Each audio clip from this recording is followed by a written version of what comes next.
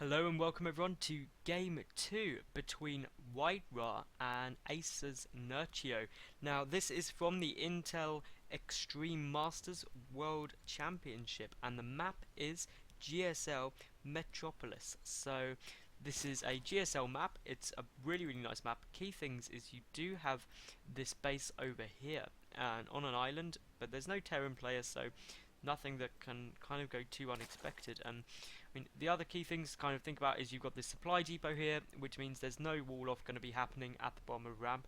A lot of destructible rocks. Now, these rocks provide good access to this third base, but also, I mean, it can give a second route into your natural base. Obviously, these rocks here mean that there is this slightly smaller position to wall off, but can be taken out later in the game. So, I mean, WhiteRa will be forward fast expanding, but obviously if Nerchio were to go for some kind of really early heavy aggression, he could take out these rocks, he could also take out these rocks, and that could give WhiteRa a problem depending on kind of what his unit composition is and how much he relies on cannons. But again, it's a really nice map, it's got a lot of options. Now, we do have Nerchio in the very right position, obviously playing as the blue Zerg player, and we have WhiteRa as the red Protoss player in the left position.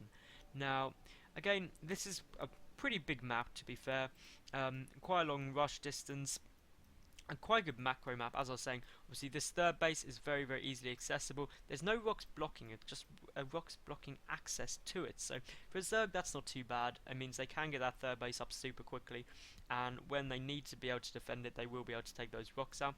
Also, this fourth base, not too bad to take out either and kind of get access to, and it does give this sort of nice diagonal split of the map.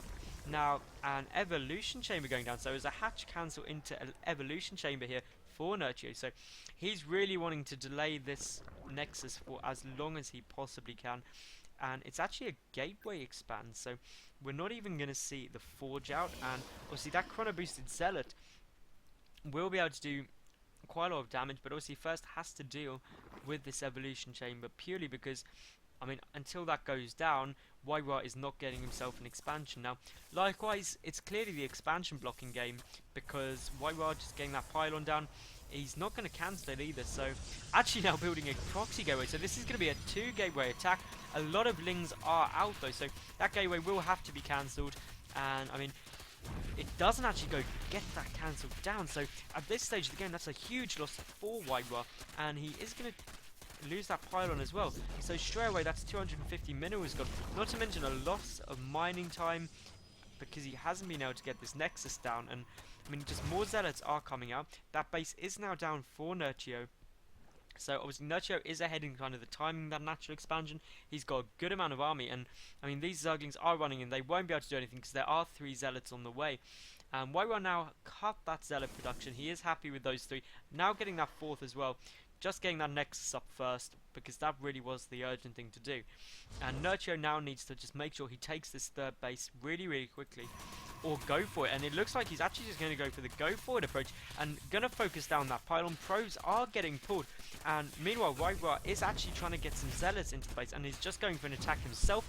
Now that next pylon is going to finish. A zealot will get down and will force those Zerglings back. Meanwhile, this base may actually get cancelled because Nerchio has very few units, and obviously with 3 zealots attacking it, that's going to take quite significant damage. Meanwhile, 2 queens are moving in now. The queens and Zerglings together, as well as the 14 which are popping any second, will be able to clean up those zealots, and I mean they're going to go down. And just to keep an eye on what is happening here, these Zerglings are just still running around trying to focus fire down that pylon, but there's just too many zealots here.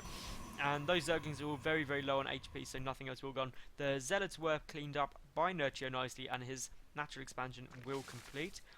And still the pressure just staying on. I mean, look at all these Zerglings streaming in. Zergling speed just starting now as well. But obviously, the full wall-off has been completed, but there is no cannon yet. So if Nerchio was to take out these rocks, or even these rocks, there is very little WhiteRa has in order to defend that, and it actually looks like Nerchio is going to be going for these back rocks, which I think is a great decision. It avoids that wall off completely, and I mean WhiteRa doesn't even have a pylon position up here in order to scout this, so this is going to come as a shock to WhiteRa, and especially if Nerchio does decide to follow this up with more units. Currently, he's just building drones, but, I mean, speed will be done shortly. Those rocks will die relatively quickly. I mean, they do have a lot of HP, and obviously Zerglings unupgraded will take quite a while to kill them. But now you will see that WhiteRa is moving out with those 4 zealots. Is going to be getting +1 out soon, I would imagine. I mean, he has got 2 gases running, so, I mean, I don't actually know why he hasn't just started that. I mean, he hasn't got the gas for it yet, but he should be able to get that out very, very soon. Only building zealots, and we will see now this third base is going down for Nerchio. You will also see that, I mean, Nerchio is going to have trouble handling this because there are 4 zealots on the way. There's also a probe coming in. But likewise, WhiteRa's going to have a lot of lings in his base, and he's got no units back here. He's got 1 zealot, but that's it. So this third base may actually be forced to cancel. There are 10 Zerglings on the way. The Roach one is about to finish though for Nerchio, and that will make dealing with these zealots incredibly easy. And a lot of damage being done. Meanwhile, the cancel was got off on that hatch. These Zerglings are going to run through. They have got speed, and they should be able to pick off quite a few probes here. And not a great turn. And I mean, a lot of probes are going down. The Zealot is now in the base.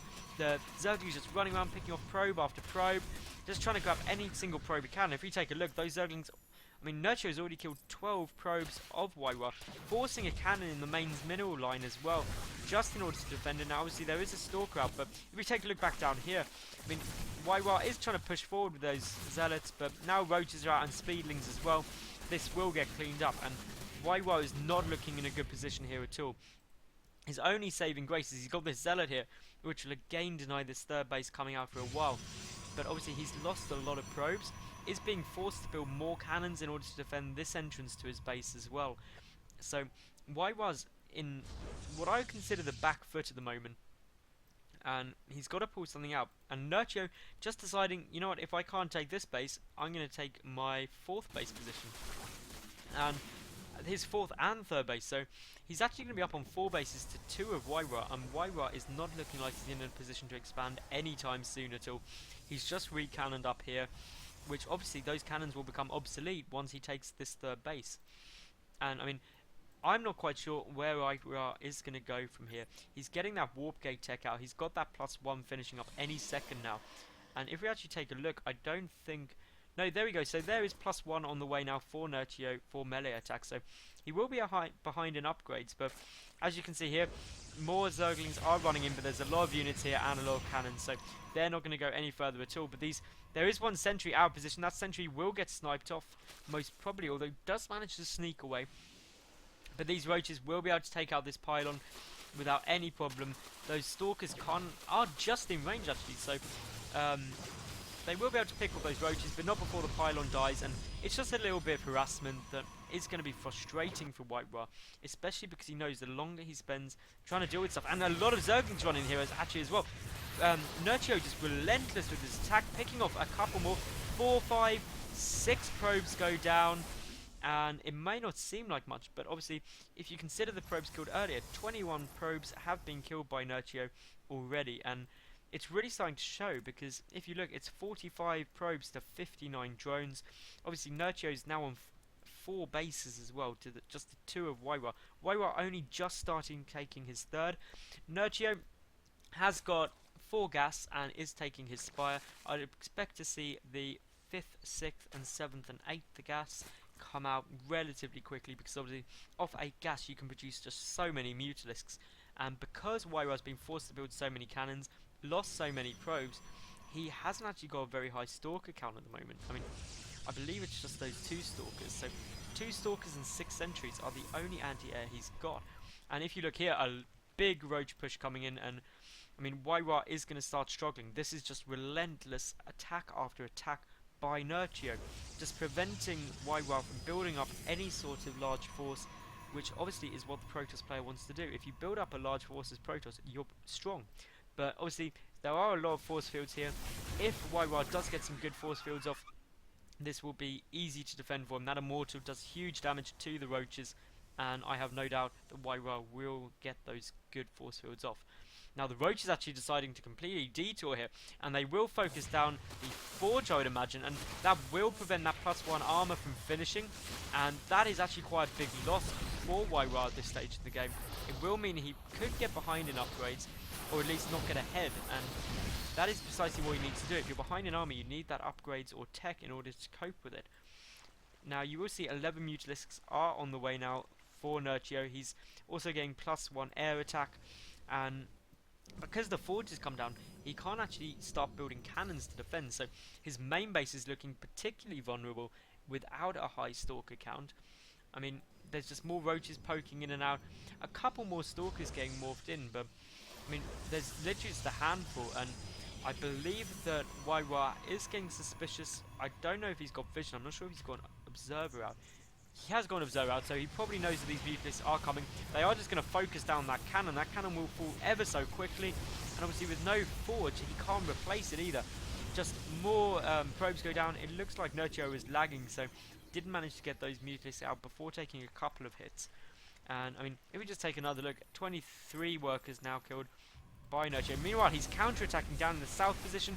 Just got a load of Roaches running in, managing to focus fire down the Immortal. Meanwhile, we've got Mutalisks coming in the top base as well. This is a great dual-prong attack, just causing such problems for WhiteRa. I mean, by attacking in two places, it's splitting up the Mutalisks and the Roaches, that it forces WhiteRa to split up his Stalkers and Immortal Zealot army. So, I mean, the Roaches can do considerable damage without the Stalker backup to that Immortal, and the Mutalisks themselves are just doing horrendous damage. I mean, 6 more are on the way. The Mutalist numbers are starting to get higher. Just more things getting picked off. The Forge and Templar Archives are on the way for WhiteRa being rebuilt. And these Roaches just taking out more rocks. So this is where, once the rocks go down, it becomes very, very Zerg friendly, this map, because there's lots of avenues for attack, lots of counter attacks. Some pylons are getting taken down. Another pylon getting focus fired. Now, there are some Stalkers sacked back, but I mean, WhiteRa wisely not splitting up his army too much, knows this is the base that Nerchio is most probably going to be focusing. A great forward blink, taking some damage there, and the Roaches are also being pulled back by Nerchio there. Although WhiteRa moving forward potentially to come and snipe them, and a good blink would mean they would all go down. A great force field, just picks off a couple of free Roaches, and another great blink forward there, and surround. So WhiteRa doing some absolutely amazing play there, but that is a big cloud of Mutalisks, and I mean, Storm isn't done yet, so I mean, it's going to be a hard time dealing with this. +2 is on the way for those Mutalisks as well. The Templar Archives are getting focus fired down. So many probes dying to those Zerglings. The Stalkers are in a good position, but the Cybernetics score getting focused now by the Mutalisks as well, and WhiteRa is in a very, very bad position now. He's got literally no access to the tech he needs in order to deal with the Mutalisks, and I mean, no attack on the third base as of yet, but these Stalkers are being spread very, very thin. +2 air attack, half done already now for Nerchio, so very, very soon those Mutalisks are going to start racking up in numbers. I believe that's the 5th base now for Nerchio is up and running, so it's 5 bases against 3. Obviously being 2 bases up is great for Nerchio. He has just hit 200 of 200. These Mutalisks are again moving in. That pylon will go down, and only one pylon supplying all of those 6 warp gates, so huge, huge production loss now for WhiteRa. And there's just more Mutalisks than there were Stalkers there. And the Mutalisks, when they get that +2, will actually start engaging the Stalker ball directly when it is such a small size. But look at this, just a stream of blue coming across the map. Size Storm is going to be finished relatively soon. It has just started, but doesn't take too long to research. But obviously, that will be ideal to deal with this Ling Mutu army. But I'm not feeling good for WhiteRa right now. He's got a big problem in order to try and deal with this. This third base is just getting focused down by the Mutalisks, because to be honest, Nerchio doesn't matter if he loses those Zerglings. He's just got so much income, and that third base is now down. I mean, it's a 5-base Zerg now against a 2-base Protoss player, and I mean, just more of these Zergling Mutable just picking off Stalkers as and when they can, and a huge, huge push through here with Zergling Mutalist. Absolutely great multi-pronged attack, relentless attack. The Mutalists are even moving up. There's a lot of cannons here though, but focusing down those pylons will mean a lot of power is lost, and meanwhile we've got Zerglings coming in, and the main army of WhiteRa is having to deal with them before he can move forward and deal with these Mutalisks. And +2 is done now for the Mutalisk. +2 flying carapace done as well. So these are 2-1 Mutalisks against 2-0 Stalkers, but there is just enough Stalkers in order to force the Mutalisk back temporarily. But as I said, this is a 5-base Zerg player against a now 2-base Protoss player. And if we take a look at the probe count, it's 54 to 76, and there's not actually hardly anything mining from this main base either. So, I mean, WhiteRa is being forced to build lots of cannons to defend his main base and prevent his production facilities getting unpowered like they are now. I mean, only 3 of these warp gates are even working, and I mean, these mutants are just going for it. And it's brave, but I think he's got enough numbers to deal with it. The Guardian Shield won't affect the Stalkers. Just so many Mutalisks just literally walking all over these Stalkers. Big damage is being done, but I mean, the sentries getting target fired is great. It really reduces the force field numbers. I mean, WhiteRa is really going to be susceptible now to masslings. He just hasn't got the units to deal with those. I mean, to be honest, Nerchio is in such a strong position here. He's a double the supply.